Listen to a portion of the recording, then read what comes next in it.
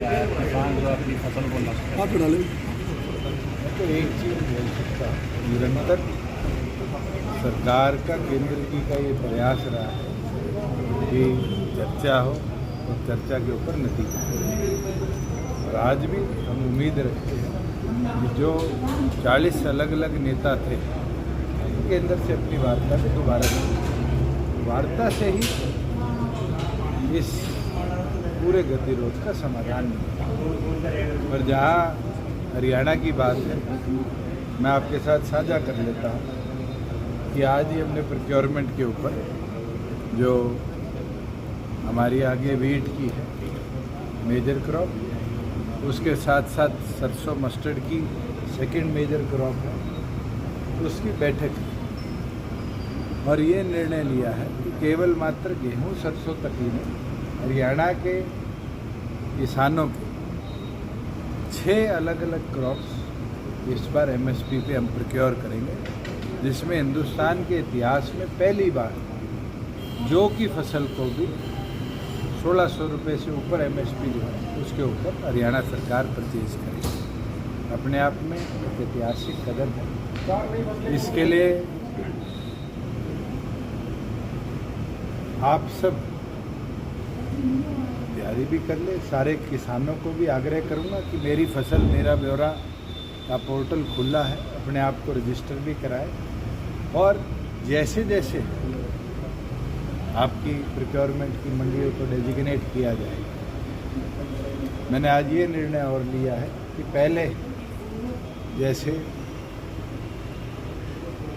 आई form के कटने के बाद, गोदाउन में माल पहुंचने के बाद किसान की फसल का पैसा 1 हफ्ते में रिलीज होता था, इस बार आई फॉर्म की वेट करने की किसान को जरूरत नहीं। जैसे ही आड़ती जे फॉर्म किसान का काटेगा, विद इन 48 आवर्स उसका जो फसलों का पैसा है उसको उसके खाते तक पहुंचाने का काम हमारी सरकार। सर, किसानों से निकली पार्टी किसानों और आरोप लगा रहे हैं कि किसानों से दूर जा रही है जेजेपी। मैं एक चीज़ आपको बता दूं और पूछ भी लूं, अगर मैं आपको कह रहा हूं कि जो इतिहास में पहली बार खरीदा जाएगा तो वो किसान का खरीदा जाएगा, किसी और का खरीदा जाएगा। अगर किसान की फसल का पैसा जो पहले 15 दिन और मेरे से पहले तो शायद महीने 2-2 महीने तक किसान के खाते में नहीं आता था, वो जे फॉर्म के कटने के 48 दिन के अंदर किसान के खाते में हम दे देंगे, तो मुझे लगता है सबसे ज़्यादा परेशान तो आज किसान की आर्थिक हालात को मजबूत करने के लिए हम हैं। मजबूती के साथ हमारी सरकार ने पिछले 3 प्रोक्योरमेंट सक्सेसफुली हरियाणा प्रदेश में करी है। आज आप पंजाब में जाके पता करो, जहाँ कांग्रेसी पूरे दिन कहते हैं हम किसान हितैषी हैं, क्या उनका पैडी तक का पैसा आज किसानों के पास आया है? तो हमारी सरकार है जिसने वीट, पैडी, तमाम फसलें, चाहे बाजरा हो, सरसों हो, 1-1 रुपया। और तो और हरियाणा के इतिहास में चौटाला साहब भी मुख्यमंत्री रहे, भूपेंद्र हुड्डा भी मुख्यमंत्री रहे, कभी हरियाणा के अंदर 1.5 लाख 2 लाख मेट्रिक टन से ज़्यादा बाजरा प्रोक्योर नहीं हुआ। ये पहली बार हुआ कि 8 लाख मेट्रिक टन बाजरा हमारी सरकार ने प्रोक्योर किया। और एक एक दाना हरियाणा ही नहीं, लोग कहते थे दूसरे प्रदेशों का है, तो उसको भी प्रोक्योर कर हमने दिखाया। और ये मैं ऑन रिकॉर्ड आज भी कह देता हूँ कि जैसे ही मार्च के महीने से सरसों की प्रोक्योरमेंट शुरू होगी, उसके साथ अप्रैल की 1 तारीख से वीट की प्रोक्योरमेंट शुरू होगी। हरियाणा प्रदेश की तमाम मंडियों के अंदर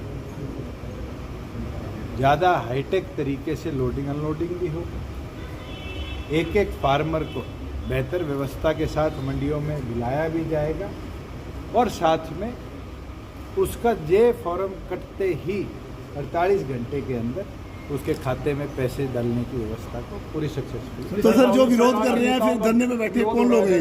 क्या समाधान देखते हैं? समाधान बताया तो है। जो 40 लोगों ने इस पूरी मुहिम को चेहरा दिया था, आज वो 40 चर्चा करने के लिए तैयार क्यों? मैं तो बारी बारी कहता हूँ, वो 40 तैयार हो चर्चा करने के लिए। केंद्र से मैं दोबारा चर्चा करूँ, केंद्र तैयार है, कानून केंद्र लेकर आई। प्रदेश के अंदर जब मैंने पहले दिन कहा था कि एमएसपी सुनिश्चित रहेगी, एमएसपी जब तक रहेगी जब तक नहीं। दोनों पक्ष बातचीत के लिए तैयारी की बात कर रहे हैं, आपने भी मध्यस्थता करने के तैयार हैं मध्यस्थता के दोनों पक्ष कह रहे हैं कि हम मध्यस्थता के बातचीत अंदर जहाँ बैठ के चर्चा कराने की बात, विषय तो लेकर आए। सरकार ने भी कहा कि बातचीत को तैयार है, किसान भी कह रहे हैं कि हम बातचीत को फिर तैयार हैं। बातचीत क्यों नहीं हो जैसे रही? पहले बुलावा आता था वैसे आप बुलावा उन नहीं 40 लोगों से तो पूछो कि केंद्र के साथ क्यों नहीं वार्ता? तो फिर ये सर ये धरने पे जो विरोध कर रहे हैं कौन लोग हैं आपके हिसाब से? किसान है और कोई दूसरे देश के आए हुए लोग लगते हैं आप? हमारे देश के किसान हैं, उनको किसी विषय पर लोग लेकर आए, उस विषय पर केंद्र सरकार चर्चा करने को तैयार है। हम पहले की तरफ उस बुलावा विषय नहीं के ऊपर क्यों नहीं दोनों पक्षों की सहमति आज तक बनी?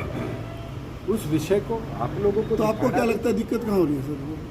मैं तो यही बोल रहा हूँ कि ये पूरी मुहिम शुरू हुई थी एमएसपी फिक्सेशन से। केंद्र ने लिखित में दिया एमएसपी फिक्स हो, फिर उस मुहिम को ले जाया गया कि बिजली बिल वापस लिए जाए, अन्य 25 मुद्दों पर ये ले जाया गया। अब जब तमाम विषयों के ऊपर लगभग सहमति बनी है, मैं पूरी तौर पर तो नहीं बोलूँगा, कई विषयों पर आधी बनी होगी, कई विषयों पर चर्चा ही नहीं हुई होगी। अब आता है बिल विड्रॉल की बात। आज के दिन तमाम रास्ते बंद कर किसानी का भला नहीं हो सकता। हमारा प्रयास भी रहा है और आगे प्रोक्योरमेंट सीजन में आप देखेंगे कि किसानों की कितनी चिंता हमारी सरकार को है और किसानों के प्रति कितनी गंभीर उनकी अर्थव्यवस्था आर्थिक हालात को सुधारने के लिए हमारी सरकार ने कदम अशोक तंवर ने नया मोर्चा बनाया। तो उनको शुभकामनाएं देता हूँ कि उन्होंने एक मोर्चा बनाया है। देश में अनेकों मोर्चे बने हैं, किस एजेंडा के साथ वो मोर्चा काम करेगा ये तो भविष्य की गर्व में बात है, मगर उनके जीवन के इस नए कदम मैं मेरी ओर से और हमारी पार्टी की ओर से उनको शुभकामनाएं। अलग अलग ठिकानों पर रेड हुई है। किस कारण हुई है इस वाक्य को तो मैं नहीं बता पाऊंगा, क्योंकि मेरे संज्ञान में भी मामला भी रास्ते में ही पता चला, मगर जब तक डिटेल ना आए उस पर मैं टिप्पणी ना करूँ तो बेहतर। सर अभय चौटाला के इस्तीफे को कहाँ देख रही हैं? आप उनको सीरियस पॉलिटिशियन मानते हो? उन्होंने दोबारा से कहा है आप कि उनको सीरियस पॉलिटिशियन मानते हो? आप क्या अगर आप नहीं मानते तो फिर उनके इस्तीफे को आप ही मंजूर